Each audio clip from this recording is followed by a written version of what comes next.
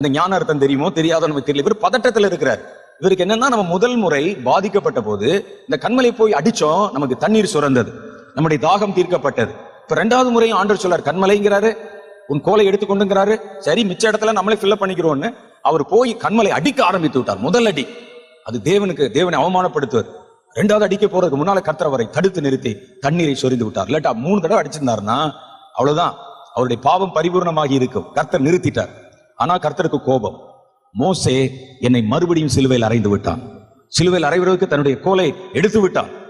கர்த்தருக்கு கோபம் அவன் மேல. எல்லாம் முடிஞ்சு, எல்லாம் தண்ணி குடிச்சிட்டாங்க. உடனே ஒரு மோசே வருகிறார், ரொம்ப நன்றி ஆண்டவரே. எல்லாம் என்ன நன்றி? நீ செய்த தவறு எவ்வளவு பெரிய தவறு தெரியுமா? நம்ம யோசிச்சு பார்த்தோம்னா, சும்மா யோசிச்சு பார்த்தா தெரியாது இது ஏன் இவ்வளவு பெரிய தவறுன்னு தெரியாது. கர்த்தரை மறுபடியும் சிலுவையில் அறைகிற தவறை அவர் செய்து விட்டார். அது ஞான அர்த்தமா அப்படிதான் வருது. வேதத்துல பின்னால வரக்கூடிய நிருபங்கள்ல பாருங்க, அந்த கண்மலை கிறிஸ்து என்று எழுதப்பட்டிருக்கிறது.